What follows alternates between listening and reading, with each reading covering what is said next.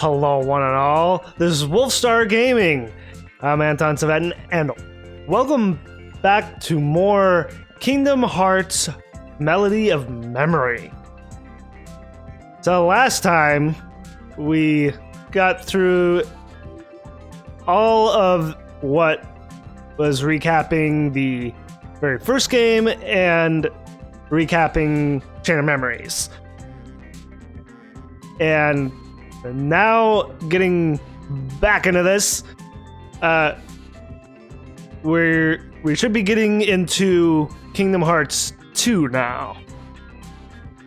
So let's check out this recap here.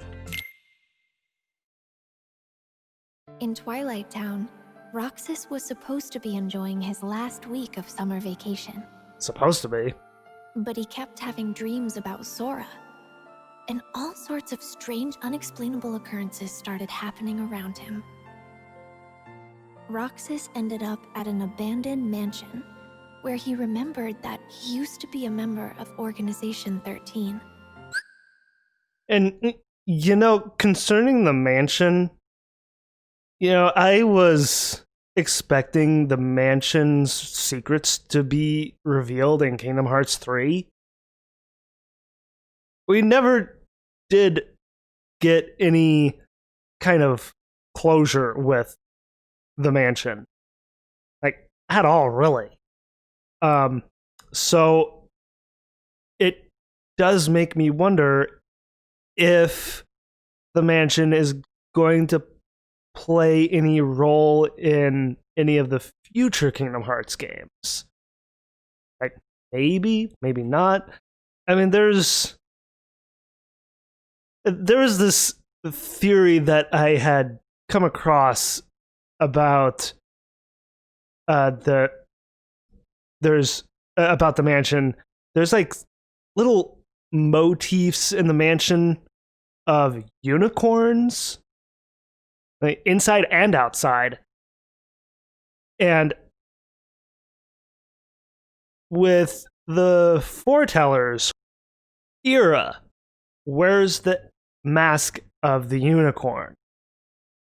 So it kind of begs the question if Ira has any ties to the mansion. You know, that it could be like a home base for the foretellers for whatever reason, or it could be a home base, could be something completely different. And, you know, with it being an in-between world, you know, being the world of Twilight, I mean, it's not a world of light or dark, but, you know, in between. So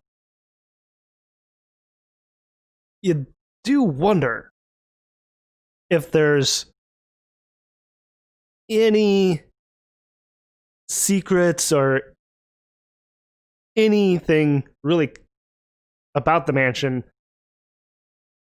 that we haven't gotten yet that might be uncovered in future Kingdom Hearts games.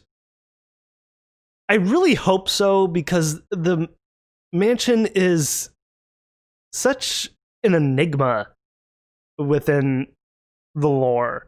It's like, why is this mansion on the outskirts of Twilight Town? It's like, who lived there? And what purpose does it serve the story other than what we've gotten in Kingdom Hearts 2, with it being kind of a home base for Diz and kind of Naminé. But anyway, I just wanted to throw that out there, that, you know, the mansion still has a big question mark over it. At least I feel it does. He also learned that the world he knew was a fake one set up by Diz to restore Sora's memories.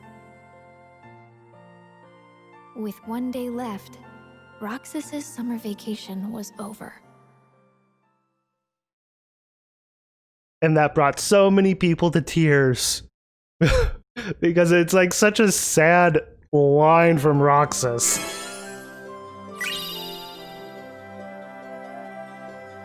Okay. That new part unlocked.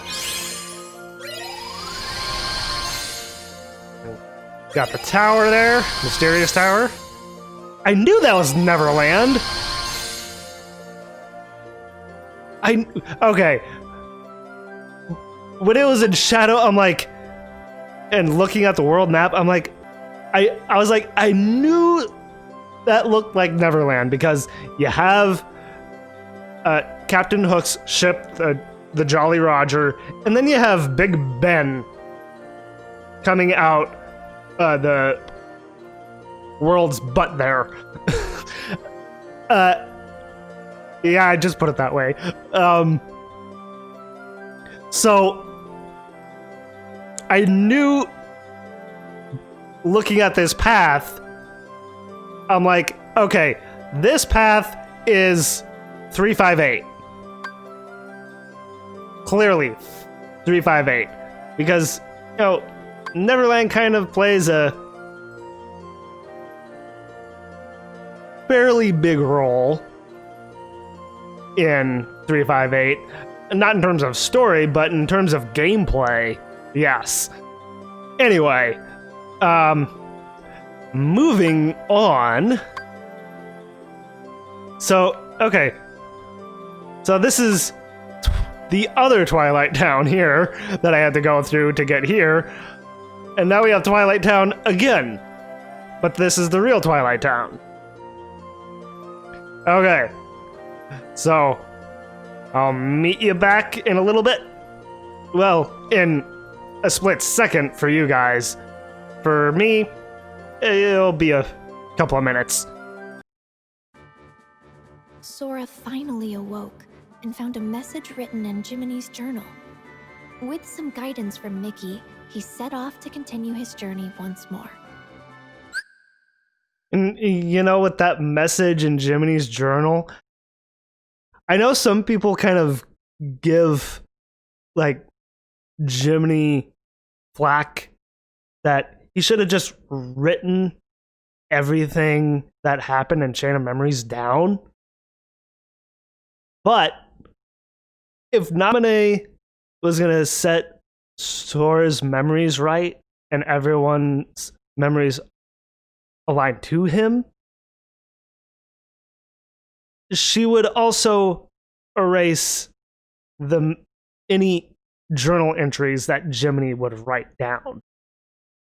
So when you think about it, that won't work. With Jiminy writing everything down that happened, yeah, no.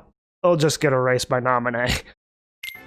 Sora felt his heart grow heavy as the train carried him away from town. At the tower, Yen Sid warned him about Organization 13. Mickey had set out to learn more about the organization. Sora, Donald, and Goofy searched for him, again visiting different worlds.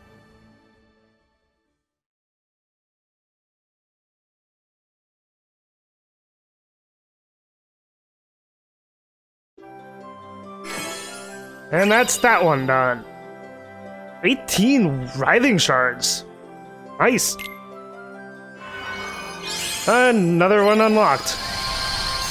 Alright. Land of Dragons. Beast's Castle. Okay. So I decided to take that diverging path that recaps 358 days over 2. So with following the storyline, it makes sense to actually go off to this diverging path, since 358 does take place during the beginning of Kingdom Hearts 2. as well as the very tail end of Kingdom Hearts 1. So it made sense to me to go ahead and go to this path first. So anyway. 7 days after Roxas was given a name and a place in Organization 13, he encountered number 14, Shion, and the gears of fate began to turn. The organization was made up of nobodies, those without hearts, and their goal was to complete Kingdom Hearts in order to become whole again. To achieve this, the Keyblade that Roxas held was an indispensable tool. As the days passed, Roxas completed his missions. Along the way, he became closer friends with Axel and Shion. Well, wait. Okay. For a second there, I thought it was going to end. It's actually kind of funny with Shion. I find it funny because ever since they decided to change voice actresses with Kairi, I hear more Shion in Kairi's voice now because of Alison Stoner, who plays her now, because she also plays Shion. So I'm like, I can't help not but hear the same voice. So it's like she doesn't really have a big range between the two characters.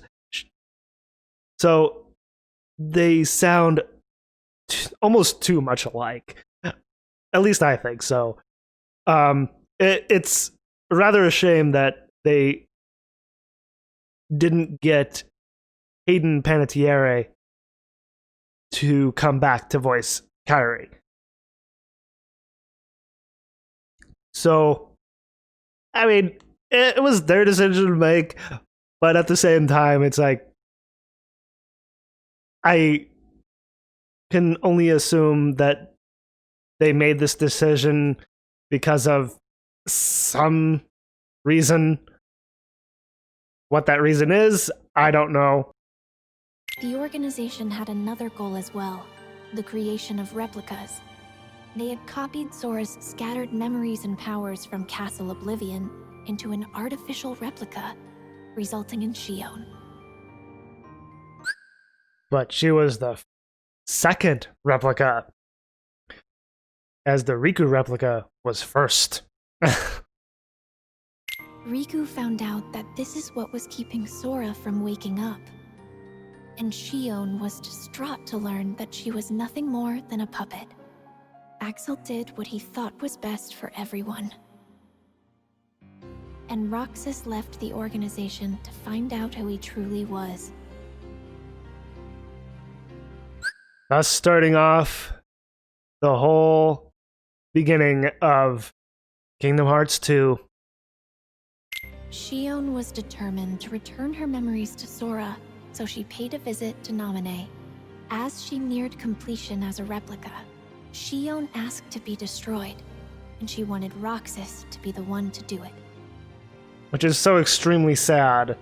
Trusting Roxas to set free the hearts they'd collected, Shion returned to the place she belonged, inside Sora.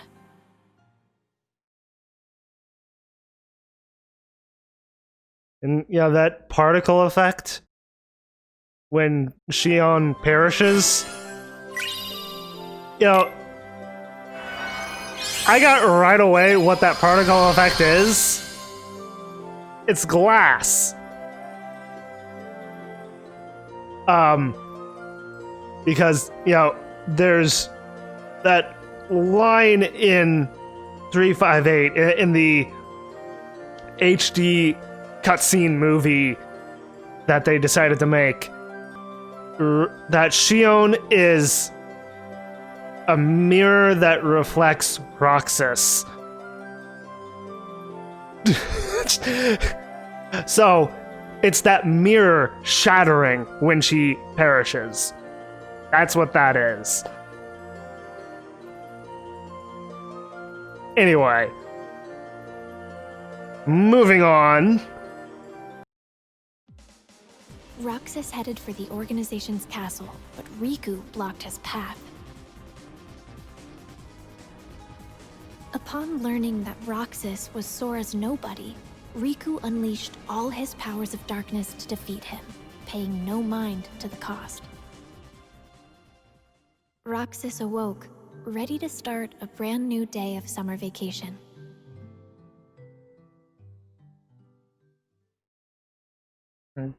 Get that bit again. Huh. Okay, that one was extremely short. Anyway, that's 358 taken care of. So now just to go through everything with Kingdom Hearts 2.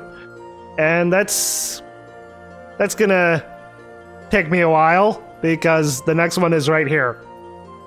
And I have to go through all these other ones, all these Disney worlds first. So I have to go through Land of Dragons, Beast's Castle, Olympus Coliseum, that's Pride Lands, Timeless River, Halloween Town, and I'm trying to make out what the darkened ones are. I can't quite make them out. They're a little too dark. The dark worlds are a little too dark. That's kind of funny when I think about it now. Okay, anyway. Okay, so before we actually get into this next recap cutscene here, I do want to mention that the way I have been doing this series, that I've been doing it in more than one day. Okay, so what I'm trying to get at here is that earlier I got an email from Square Enix, as I have a Square Enix account, and I got into reading this article about the series composer Yoko Shimomura, about her different takes on the track "Dearly Beloved," which is a beautiful track, and I thought it would be appropriate to talk about this, seeing that, you know, Melody of Memory is a rhythm game. So with Dearly Beloved, I had no prior preconceptions of the track and like the different takes on the song with each game. I had no idea before reading this article. And with Melody of Memory in particular, I didn't even recognize Dearly Beloved because Dearly Beloved plays right at the start screen of every game. I thought that music that was playing, that I thought might have been copyrighted, I didn't really give it a chance because I didn't really hear that it was Dearly Beloved. I didn't recognize it as Dearly Beloved. And the reason being is because Yoko Shimomura took a totally different direction with the song, with this game. And the way that she described it is that it's I'm actually looking at the article here for a reference point, that she wanted to make a swing version of Dearly Beloved. And that's what that version is with this game. A swing version. That's why I didn't recognize it at all. Normally it's such a beautiful track. So to hear it in a completely different way threw me off. I thought it was a completely new music. And, you know, reading through this article with Melody of Memory in particular, when Yoko Shimomura found out that they were making an entire game based largely on her work, she was surprised, but, you know, elated at the same time.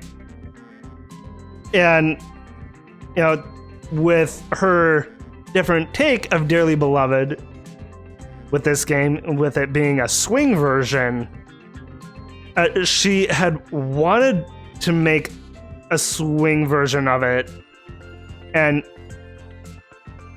she made one for a previous installment in the series. But at the time, it didn't quite fit, and it was scrapped. And so now that we have Melody of Memory, this was I guess a good way for her to show this new side to Dearly Beloved for the fans of the series and the fans of her work. And she actually says that she's just no good at choosing her number one song, that, you know, her number one favorite song that she's composed. But she does have one strong opinion, and that's about her work on the series and the fans of the series. And she actually had a message for the fans. And actually, if anyone is listening to this who is a fan of the Kingdom Hearts series at large, and in particular a fan of the music, this is what she has to say, and I'm reading this straight from the article. I'm very happy that so many people love the music from Kingdom Hearts so much, including Dearly Beloved. From the very first time I set my hands on the keyboard to work on this series, right up until today, I've been supported by so many people. That means each and every one of you. Everyone's emotions, everyone's hearts, they touched me, and in turn became part of the new Kingdom Hearts songs. Thank you all so much. And, you know, with her thank you, it's like, we, the fans, should be thanking her, really. I mean, her music for the game series is amazing. You know, from the more whimsical, you know, like with the world theme for Wonderland, and to the more serious tracks like for Hollow Bastion, or for like some of the character themes. It's such an impressive amount of work that she has put into this series at large. I can't help but feel to thank Yoko Shimomura for all this great music, and the fact that they did decide to make a full-fledged game based on her music is, I think, amazing. I mean, given that I'm very bad at rhythm games, I do very largely enjoy the music of the series. And with with Yoko Shimomura's very humble thank you, it honest as a fan of the series since 2005, it honestly makes me feel quite good that someone who is very well known like her will thank her fans or fans of Kingdom Hearts. It's very humbling, I'd have to say, to be thanked by someone like that. But anyway, I know I kind of went on for a while, but I really wanted to share this. So with that, let's now get to this cutscene. Sora returned to Hollow Bastion, where he learned the startling truth. He thought he had defeated Ansem, but that was actually an imposter. The real Ansem had an apprentice named Xehanort, whose Heartless called himself Ansem, Seeker of Darkness. And this was quite a twist in the series at that point. And this was only like the third game in the series when Kingdom Hearts 2 was made. And Xehanort's nobody, Xemnas, was the leader of Organization 13. The organization's aim was revealed. They planned to collect all the hearts released by the Keyblade to create another Kingdom Hearts, and they would harness it for their own gain. Realizing he was being used, Sora almost gave up the fight, but with the help of a mysterious stranger, he pulled through and continued onward.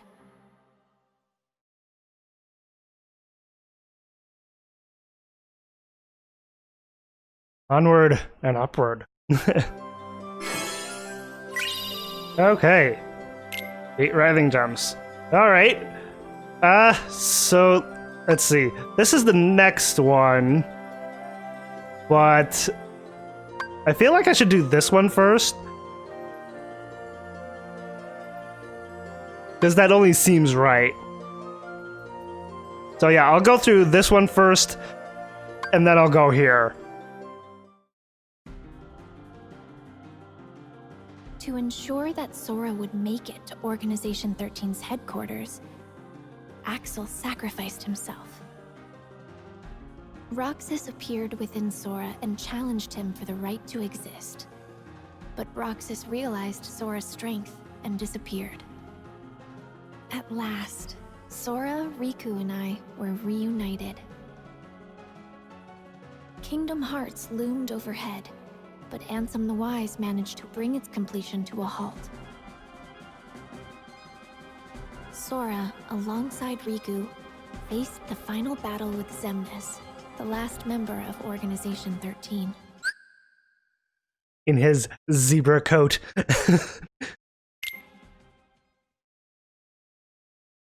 Of course, that would be the end.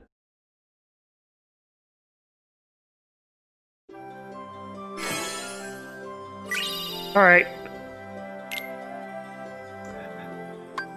Okay. And we'll just go right into this one.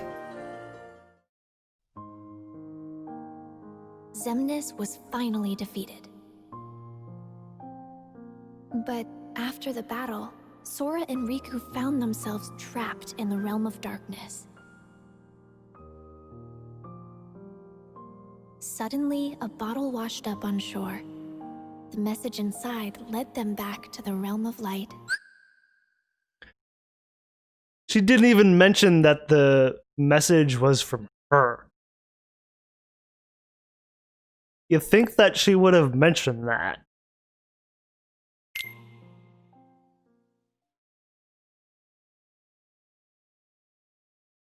But oh well.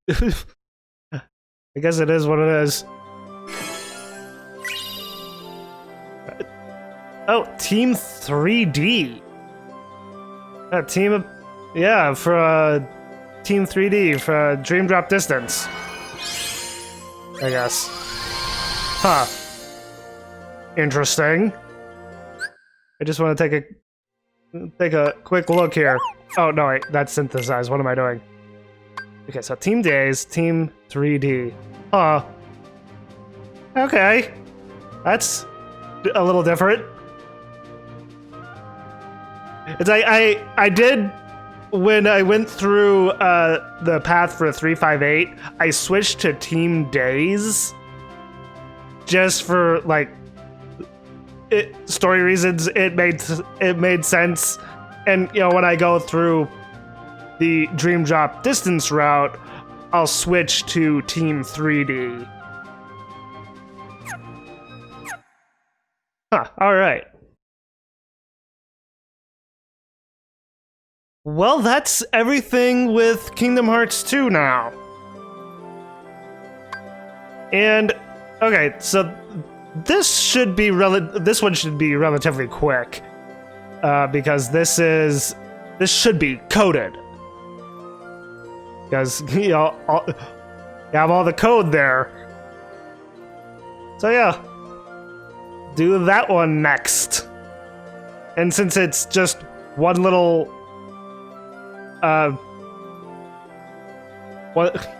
one little world, I guess? Would you call this a world?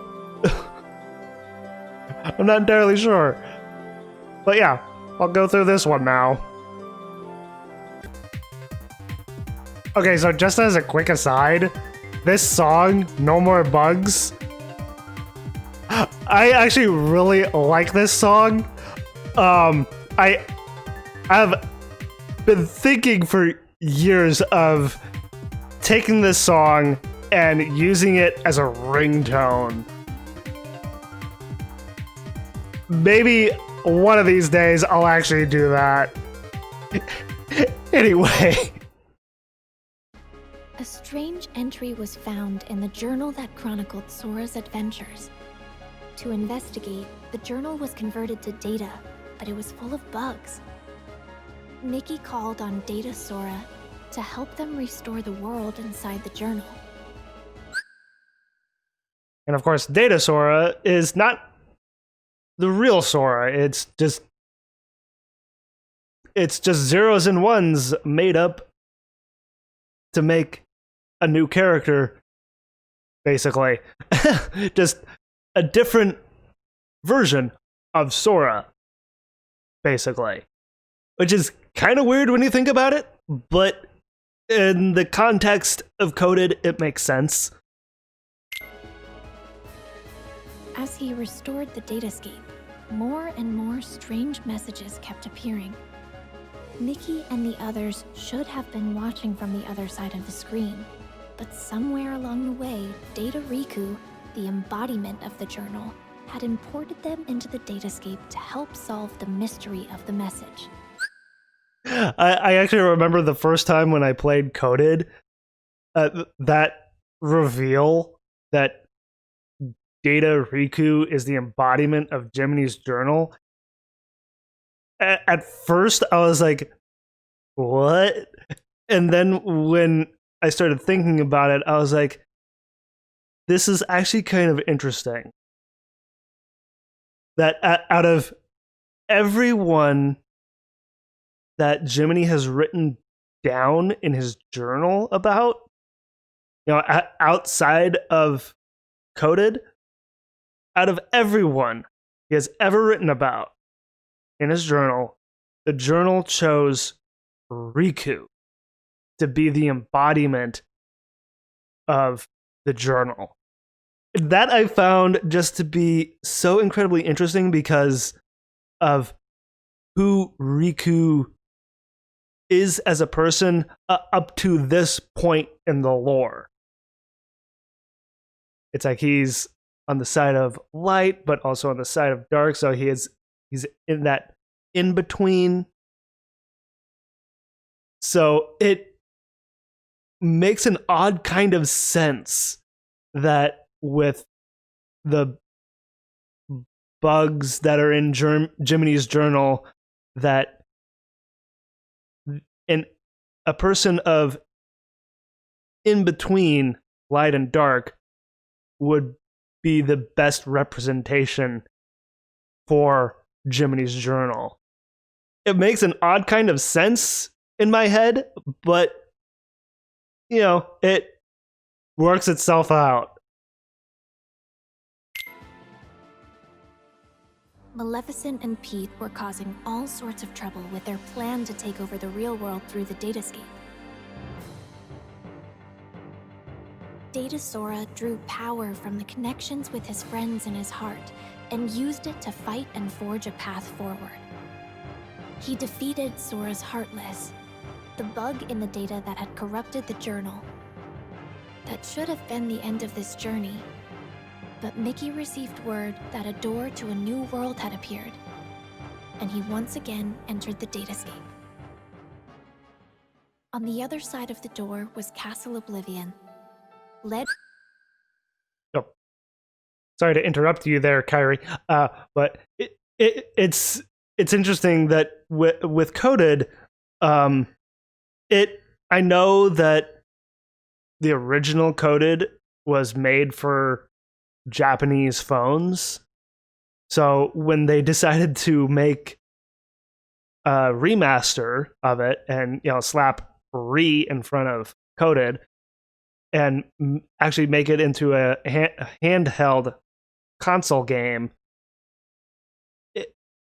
it shows itself as being a phone game because you visit the same worlds not once, not twice, but 3 times. And while that may get repetitive, it does serve a purpose. And the purpose becomes clearer once you reach more towards the end of the game when Sora is led by Mickey to Castle Oblivion here. By a figure in black, Data-Sora repeatedly relived the pain residing in his heart. If he kept holding on to that hurt, he would be dragged down into the darkness. But Data-Sora realized that his pain was what tied his memories together. He swore to the cloaked figure, Roxas, that he accepted the pain. The hurt of those connected to Sora remained dormant in his heart, and to help find a way to face and heal that pain, Naminé had left the mysterious journal entry. And if Data-Sora, a Sora who's made up of zeros and ones, is able to feel hurt and able to feel pain, the real Sora will too. That's what I took away from this game in particular. Their hurting will be mended when you return to end it. Mickey and Data-Sora now knew the true meaning of those words. Data-Sora thanked Naminé, and they said their goodbyes. Mickey wrote Sora a letter detailing the events that took place in the datascape. You are who you are because of those people. They need you, and now the door to your next journey is ready to be opened.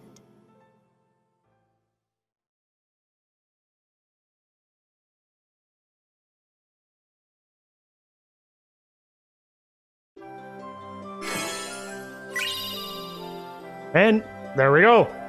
Team BBS, Birth by Sleep. Alright, and now we get the 2 more branching paths here. Okay, so this side is Birth by Sleep, and this side is Dream Drop Distance. Of course, I'll be going through Birth by Sleep first. But I think with that, I feel that, with everything all edited down and whatnot, this should be a long enough video at this point. So I will stop it here for now. So I hope you all enjoyed watching, and thank you for watching, by the way. And if you enjoyed the video and want to see more, like, comment, favorite, and subscribe to become part of the pack. And don't forget to claw that bell icon so you know when a new video comes out. And as always, I hope you all have a wonderful day or night, wherever you may be.